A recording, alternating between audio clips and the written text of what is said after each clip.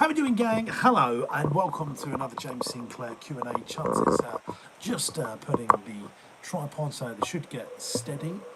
Just wipe the lens so there's this. Can't be watching it in the fog. Oh, that's much better. There we go. There we go. So the way this works, guys, you ask me questions about growing your business and I shall do the best to give you the answers within my capacity. I shall shuffle through my memories to give you the best answers I possibly can. Charles, if you can now just set me up on here so I can see those questions. And whilst Charles is doing that, I shall tell you what I'm up to at the moment to help grow your business. Basically, we are in the depths with the Chudmeister of editing the millionaire, well, it's called the Get Rich Quick £1 Million Property Challenge, where in under 60 days we're attempting to buy £1 million worth of property with as little money as possible. That's what we are aiming to do. And we filmed literally tons of content, haven't we, Chuds? Yeah. How many hours of content do you think we filmed?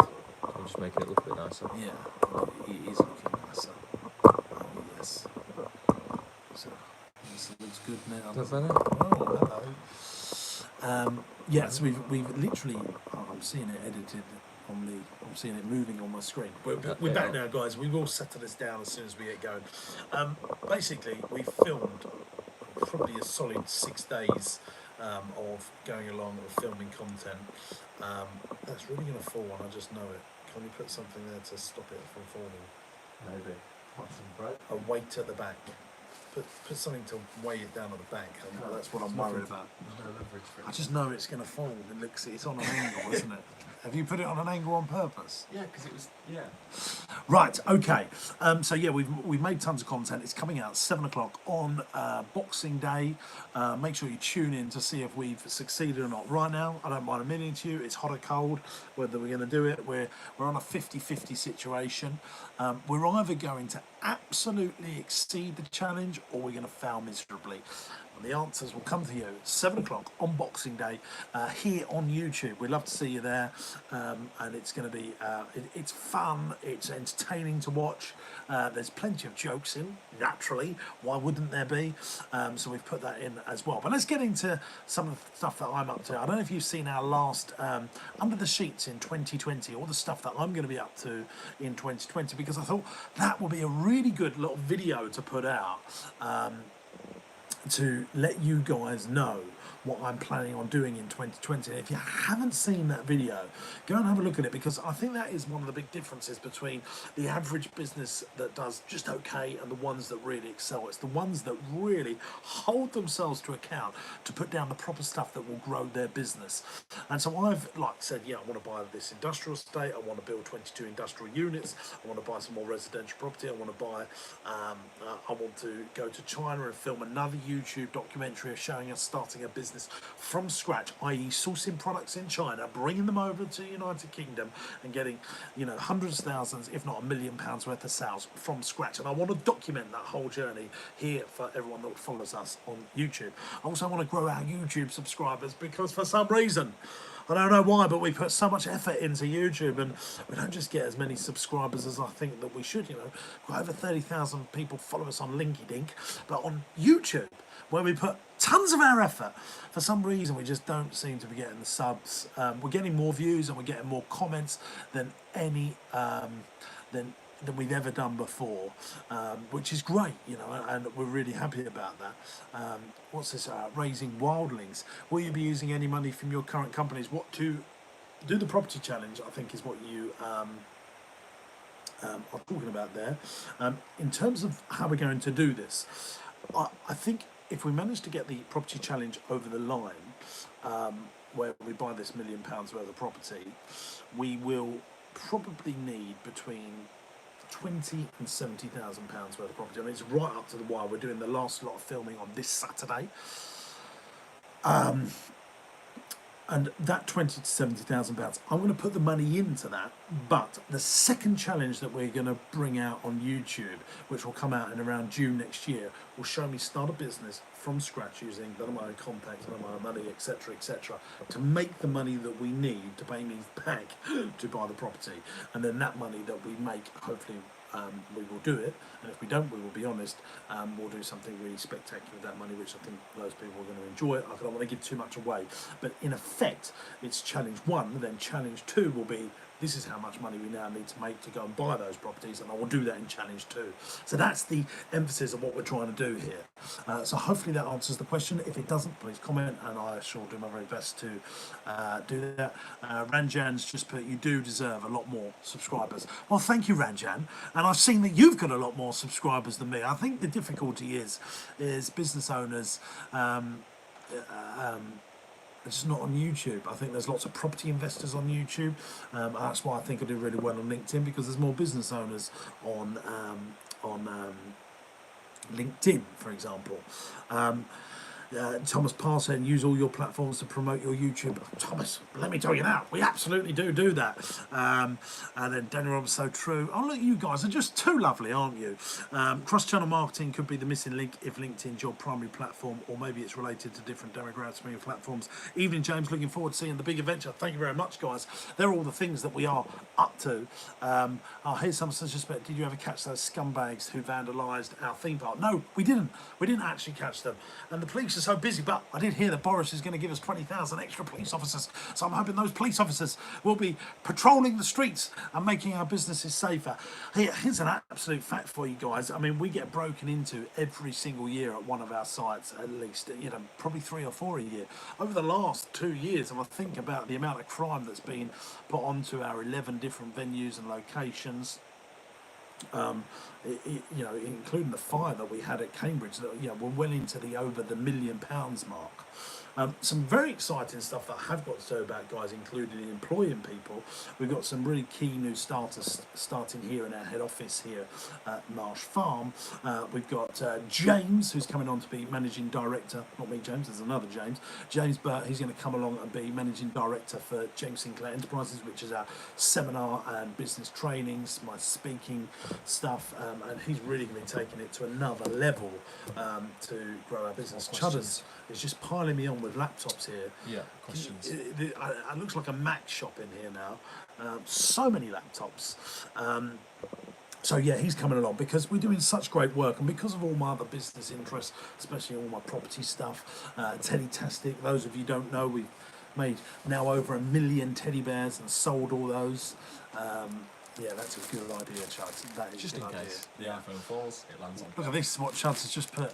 A loaf of bread, just in case this camera falls over.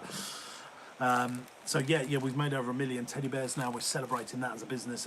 We really want to grow that business, and that's going to need some of my time, because I'm going to have to raise the money and put some more cash into that. We've got lots going on there. So I think I really wanted to grow and help more business owners and get more eyeballs on our content, do more seminars, do more speaking. And to do that, I need a really talented manager, because this is the thing that I live by, guys. This is how I run my companies. It's called E plus M equals S, and that's entrepreneurship plus management equals success.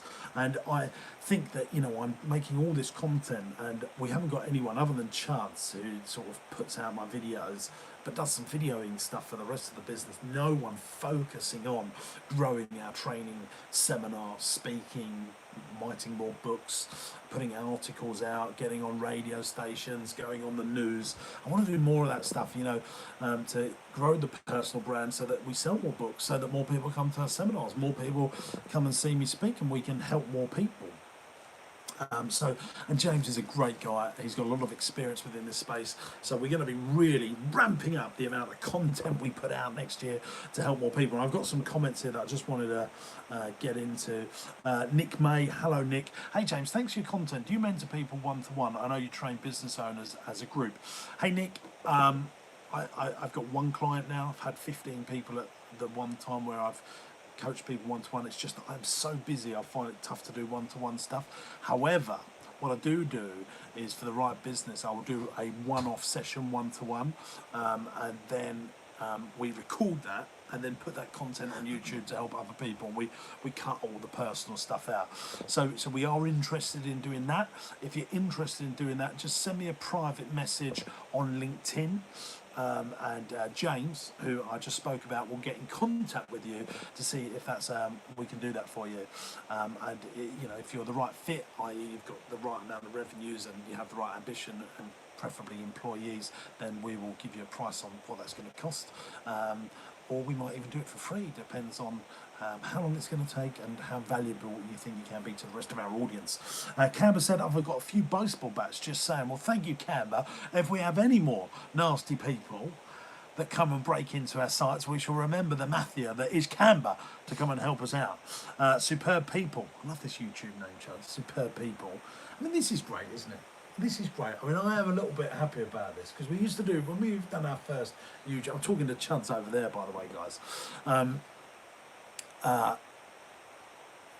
mean, I used to make these YouTube lives. No one, not even a family member or a pretend friend would join in and watch any of our YouTube lives. And now, guys, I mean, I'm trying to keep up with the comments here, Chuds, and there's 22 of you beautiful people watching us, and we thank you very much. Someone's just said, James, don't school the chat now to share this live. Guys, if you love what we're doing, I mean, I love you tonight. Just get one of our videos and share it to any other business owners that you know. If you could all do that, I mean, literally, that would be my Christmas presents all made in one. And we want to get more subscribers to help more people. But we're going to still go. We've been doing it for over 2 years. No one's bloody watched, but we're still going, aren't we, Chuds? Yeah. Superb people, I've ordered your new book. Looking forward to reading it. This is the brand new book called Getting Customers. You can now get that on Amazon.co.uk because Jeff Bezos needs some more money. And it's a really good book. You know, I would say that because I've wrote the bloody damn thing. But it's a good book for getting customers for less money than you ever thought possible, and faster, easier, and for less money than you ever thought possible. And it's not about how to break through on LinkedIn or Instagram or here on YouTube. It's about some good old-fashioned marketing techniques. And the person that's Superb people, if you could just let me know in the comments if you've got the new book, if you had a flick through, what do you think? I'd love to know. Let me know in the comments below. Raising Wildlings has just said, didn't Mike Willett say to avoid HMO options? What's your opinion? Are you trying to prove a finance freedom lifestyle like Samuel Leeds? I don't want to do HMOs. We are not buying HMOs, and I think loads of HMO deals. For those who don't know, those that are not in the property world, HMOs is houses of multiple occupations. I've owned HMOs, bloody hate the things. And with the documentary, I don't actually know if we can do it. I mean, we're trying to prove, because so many people have been, you know, where I'm sitting right now is where I do a lot of my podcasts. People have been coming on saying, yeah, man, you can get so rich without putting any money in, blah, blah, blah. And, you know, I said, well, you know, prove it to me. And this guy, Nathan, that's doing the show with me, said, yeah, James, I'll prove it to you. Can it be done? Well, we're sitting here 5 days out from making the challenge, and we haven't got any deals over the line. But, you know, I think you could do it over a year or 2 years for sure. It's just whether, you know, you can do it in no time at all. And my experience shows that it just cannot be done in no time at all.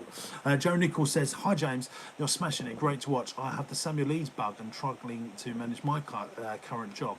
It's commission based and only losing so much. How can I stay motivated in doing both? So let me just say, it's so Joe, you want to invest in property. That's what I'm taking from this. If you look, see, the fastest way to grow a property business, and I've always said this, is business first, property second. Like if you've got a trading business, you know, and all my property stuff that I've done is off the back of my trading business. But if you've got a great job that pays you great money, if you can do what I call 50-50 living, i.e. you live off 50% of your money and invest 50% of your money over a period of say 10 years, you will become, you know, to coin a phrase, financially free. But I've always said, like, to really build wealth, you need a 10-year kick at it. I just don't believe that people can build, you know, something overnight. You know, it's, you know, I remember when we got to like you know, it was 10 years when I sort of thought, yeah, this is it. And reality, it was at year 15, it got even better. And I think, you know, when you look at businesses and making money from property, I really sort of look at it like children. That when you've got a 5-year-old, you wouldn't just expect a 5-year-old to go out into the world on their own. But once a child gets to 10, you might let them walk back to school and back on their own, you know. And then, but when they get to 25 years old, you know, you start thinking, yeah, you're really on your way. When the business gets to 35 years old, it really starts getting stronger and understanding the way of the world. And that's what I believe. I just think it takes a lot longer than most people ever think is possible. And that's why we're trying to make this documentary. And crucially, in this documentary, what I don't think people will discount from it is my 17 years of knowledge in property. You know, I bought my first house when I was 18. You know, I'm 34 now. We've got a lot of property, you know, and all the things the mistakes that I've learned, and I've been sort of doing this on the doc that you'll see that comes out of Boxing Day at 7 o'clock. I've been saying, you know, I don't think this is possible. I don't think this is a good deal, and that's why it's taking longer, because I can't help but put my knowledge on the table and say, I'm afraid that's wrong and just will not happen. So there's that to that as well. Let's keep going on this. Nick Max says thank you. James, ask all on the chat to share this now. Thank you. The count of the Scottish Mafia laugh out loud. There he is, Emmanuel Opadipo. You're a legend, man. Well, thank you, Emmanuel, and a very happy Christmas to you and yours. For when it's next, what is it, Charles? Next Wednesday. Christmas. Yeah. Next Wednesday. So the doc comes out next Thursday. I can't believe where this year's gone. Everyone says that, don't they? Where's this year gone? I'll tell you where it's gone. 360 days, that's where it's gone. Or 355. Here's one for you. Do you notice the correlation between the less someone pays for a service, the worse a customer is? Well, not necessarily, Canva. In some cases, I get why you'd say that, but I always say, and this is in getting customers, is that most businesses that are successful have what I call the most customer and the ideal customer. So if we look at Google, which, you know, Google and YouTube, most of YouTube's customers, for example, are freebies. They're free nudgers. They don't pay anything to use this platform, but it allows them to sell advertising, and that's their ideal customer. If you look at Disney, their most customer is someone that buys DVDs, watches their films for a very low cost, but then they get their ideal customers are the people that go on their cruise ships and go to Disney World or buy their toys, and that is a great model. And I always draw it as a tree. So the tree needs to be fed to get the fruits, and that's what really great companies have understood, that you need to feed that tree to get the fruits, and that can be annoying at times. But if you want to build a great model, and this is the model that I always profess to people, is build that tree that is your most customers, that might not be the profitable of customers, but they will allow you to shop for those ideal customers, like that Disney analogy I just gave you, like that Google analogy that I just gave you. You know, Google sell storage, they sell their phones, they sell advertising, they sell all of that stuff on the back of the people that use them, the most people that don't pay for it. Ricky Madders says, what up? Raising Wildlands, why didn't you believe the girls from the app company, and what particular advice did you give them as women in the business world? So I done a video which had terrible audio on it, guys. Sorry, there was a problem with the microphones, but we wanted to put that out. But it's a few videos ago. I just don't. This is the way I think. I don't think startup entrepreneurs and startup businesses, unless you've got a ton of cash behind you, should build software app-based businesses, because they always need more cash into them than you need. You know, every business that I've helped that have been software-based, tech-based, they never have the right amount of cash, the right amount of programmers and developers to get something over the line. And I always say to people, look, your first business should be a trading, cash-flowing, instant business. So a business that you say, like a coffee shop, for example, you open the coffee shop on day one and you're going to have some cash flow coming. Now, it might not be profitable, but you're going to learn the nuts and bolts of business, and then you will work out what's wrong and what's right. And that, you know, my first business was very much like that. It was a sole trader business where cash came in on day one, and I learned how to pay all the bills and do all of that sort of stuff. And then as you go up the steps of business, then you can start, you know, investing into tech-based businesses when you've got some cash around you. And that's why I gave them that advice. in terms of women in business, I think we need to get more women in business. Most of my senior team are women. The new RBS chief, the RBS owns Coots, NatWest, Lombard, and RBS. We've got Alison Rose, who's a woman in business now. I've coached women in business, fantastic people.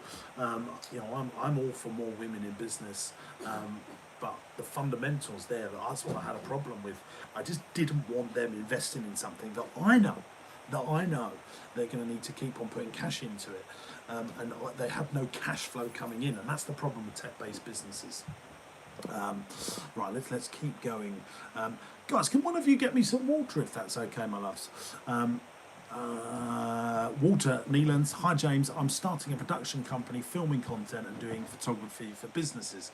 I'm simply bringing in contractors to do the work while I cold call businesses to book meetings. How would you grow it? P.S. I love your work. I mean, what you're doing there, fantastic. You be the person that does the business development, you do the marketing, you grow the business and get other people to do the business for you. I mean, that is exactly how I would do it. I think that's a really smart thing to do. Yeah, that's fine. That's fine. Thank you, Chance. I was just getting a bit dry. But Walter, I can't begin to emphasise enough, like, the entrepreneur that's the startup business should be focusing on getting sales in, growing the business, not operating the business. And from what you've told me there, I can see that you're already in the mindset of doing that. And most people don't have that mindset. So go you, congratulations. He says, P.S. I love your work. Well, thank you, Walter. That's very kind of you. Hopefully you're going to watch on Boxing Day at 7 o'clock to grow your business. And also, don't forget to getting customers as well. We love to get you to get that book, because I think there's some good things in there that will help you grow your business. And my other 2 books that you can get for free, just pay the postage and packaging on my website, jamessinclair.net. To grow a business to a big scale, like you mentioned in your video with the restaurant owner example, trying to grow, do you need to enjoy it or like the business, do you think? Well, I absolutely love the companies that I run. I love working in the family entertainment sector. I love making teddy bears. I love opening visitor attractions, and I have a passion for it.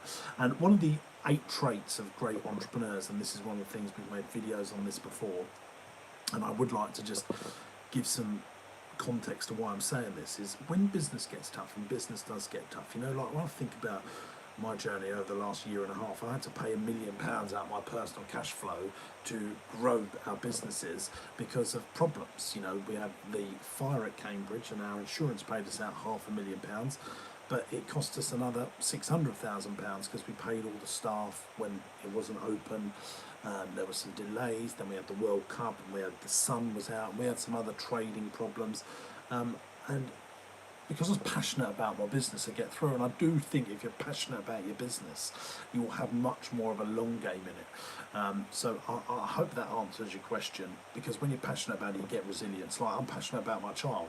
When people hear about my son Harvey, when they hear about these people, they've got no money and their children get really ill, and they're prepared to fly over the world, and they raise £250,000 in no time at all for that life-changing treatment. I think the same is for business. If you're really passionate about your business and you're really passionate about your child, you'll have resilience to solve problems. Well, that's my belief anyway. So yeah, I do think so. Cam says, on the Mike Winnett interview, you said there's a difference between someone creating a business and someone creating a job for themselves. Do you think the latter can transition into the former? Well, absolutely. I started my business as a profitable job. I was doing magic shows and kids entertainment, and I turned that into an agency. That was a business, you see.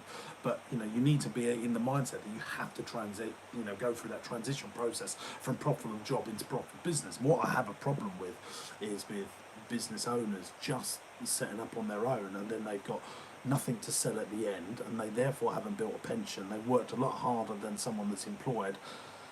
They don't have any of the safety nets around them. So I always say to people, the first stage of building a business is make sure you employ someone and have. Now, when people say, I can't afford to employ someone, you've got to have the mindset of, how am I going to employ someone? I employed my first staff at 17, 18. By the time I was 21, we had over 20 employees, now over 450, because I have that mindset that I can't do it all on my own, and I only do the things that I'm good at, the strengths that I've got. I don't want to do anything that I don't think I'm very good at. Walter just said, just a bit of background, I'm a TV presenter and events MC, which is my passion, but find the work can be hard to track down, so I figure creating a content creation business is a good thing to grow now. I mean, yes, absolutely, Walter. Property might be a good thing on the side of that as well, but you know, generating content and getting an audience takes so long to do. You know, even if you're doing it on a big side like we are, you know, it's just taken so long to get it over the line, and you know, we're starting to see the fruits of our labour right now. But you know, this is, you know, a long time to build it. Tom Joel, would you advise someone starting out in property to invest in basic buy-to-let before doing more complex property strategies? Absolutely. You know, I just bought a house, you know, when I was 18, another house when I was 19, you know, and absolutely, you know, this is what, you know, I always say it's about steps in business. You look at someone like Richard Branson, he's now doing space tourism, but he started selling records, you know, and people want to cut out all these steps and go to the stratosphere, but actually all those steps are great fun. You learn so much stuff. You know, I didn't start with commercial property. I wanted to do commercial property, but I had to, you know, build a business. You know, we're buying an industrial estate right now. I can't believe we're actually doing it. You know, I'm over the moon we're doing it. But I couldn't have done that 10 years ago, 12 years ago, because I needed to get that experience on the basics of property. Superb people, I'm starting to think about 2020 and what I want to achieve next year. I heard your ambitious, exciting plans for next as well. Should I set one main goal or multiple goals? Right, well, you forget about goals. Think about it, war plans and battle plans. You need one war plan. What does your war plan look like? And then you come up with the right battles to win that war. Think about it in that way. So many people have battle plans and goals, but they don't actually know why they're doing it. You know, what's your big war plan? Once you come up with that war plan, then you can fight the right battles. And that's how I like to describe it. And then Cam said, I get you now, it just came across in the image like it was one or the other. Cheers for that. Good, hopefully I answered that. Biggest business mistake you have made or your biggest business success this far? The biggest success that I've ever had, I think, is employing a great team around me that fill in all my weaknesses. Biggest mistake is always unleveraged work, you know, where I've invested in companies where the customer isn't leveraged, i.e. or invested our time and our company's money in stuff that is unleveraged, i.e. I set up a stretch limousine company and party shops. You know, people only bought from you once a year or once every 3 years. I like to be in businesses where if you buy from me, you buy again and again and again. That's why I like my wholesale business in Teletastic. I can pretty much predict who's going to buy from me next year. That's why I love day nurseries. People buy from you every single month. That's why I love property. People buy from you every single month. When you're doing a business like I call selling cars, you know, you've got to find a new customer to sell a car to next month, and that's very stressful. So that's probably one of my biggest mistakes. Lawyer 104, good evening, James. Good evening to you. What's to look for in a business partner? Would you walk away from an idea? Great stuff. Look, yeah, I don't necessarily agree business partnerships are a great thing unless there is a credible reason. Why do you need to be in partnership with someone without a credible reason? I mean, it drives me insane. Why do you do it? Just because you need to have a friend? You know, it's lonely at the best times, but if you are going to get a business partner, they must have a complete set of opposing skill sets to you. I.e., so if one of you's a builder, one of you's the architect, that's a great set of skills. Or one of you's an accountant that's really good with raising money, and one of you's great at operations. That's a great set of skills. But most partnerships really stress people out at some point. I've helped so many people in partnership problems. I would avoid it at all costs unless you really need to. Maybe one of you's bringing loads of money to the table and one of you's bringing time and operations to the table. That's when a partnership can work really well. But if you don't need to be in a partnership, avoid it at all costs, in my opinion. Lawyer 104, we'll be going to catch up and discuss your commercial property developments. Thank you very much. We will be putting it more on the YouTube channel. Bernard, I find your content amazing and edifying, and share it with everyone so I can share your wisdom. Bernard, thank you, mate. That's really kind of you. I really appreciate that. Nick Wilson, are you worried about the next recession, possibly 2020? Will it have a negative effect on your business, and do you factor this into your war plan? Thanks, Nick. I'm actually looking really forward to a recession because I think property's overvalued right now, and I think it needs to come down a little bit. From a guy that, you know, owns a lot of property as well, you know, I'm going to lose a big chunk of my potential net worth, but I don't care. I'm not going to sell the stuff, and I think. That's hot. I think property prices are too hot. That's why I always look to buy at a discount of 20%, because I think everything's 20% overvalued. So I'm not worried about it as well, because I think it's a great time to acquire businesses, set up businesses, because less people compete with you. So I'm not worried about recessions.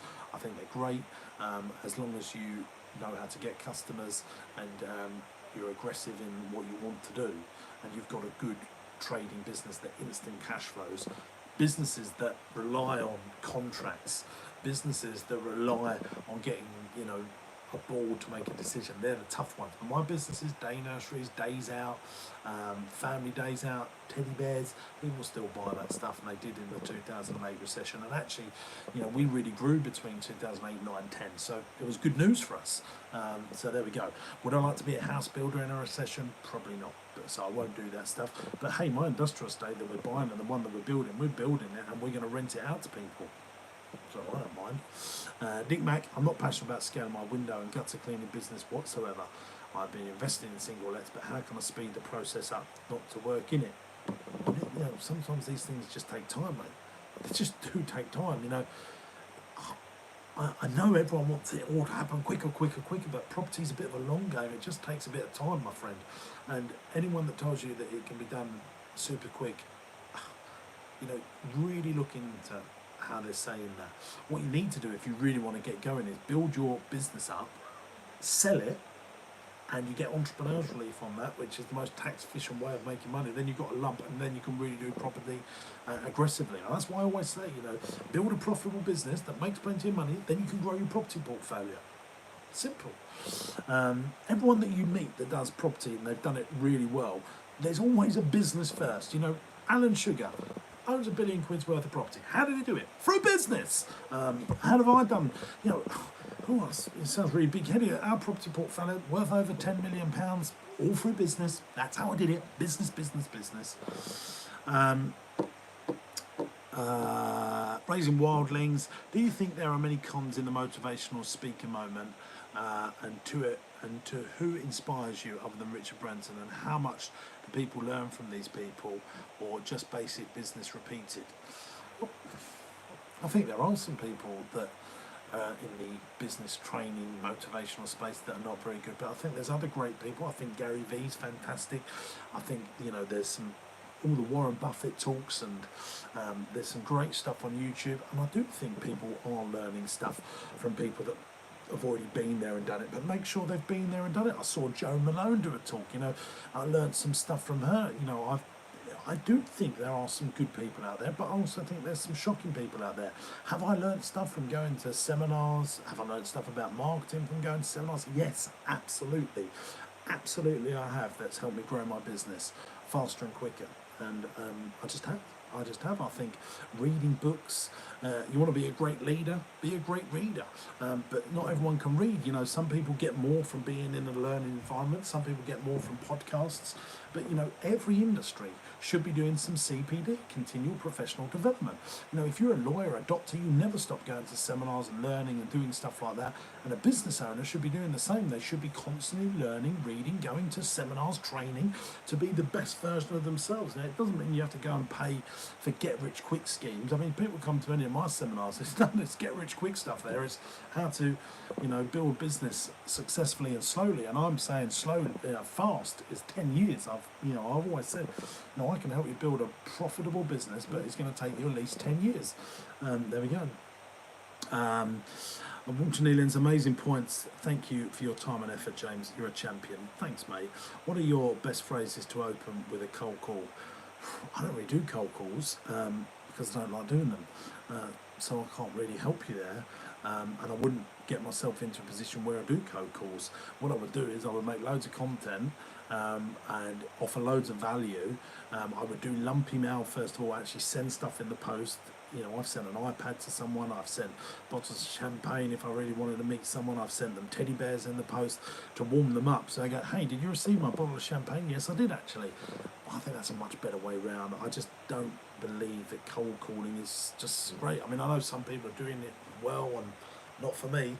So I would try and warm people up so it's not a cold call, and that's why I make loads of content. That's why I write books. I would think about it that way. How can you warm people up so that you're never a cold call, so that you're famous before you actually make the call, or famous to a few, not famous to the masses? Oh dear God, there's loads. I'm going to try my very best to answer more of these.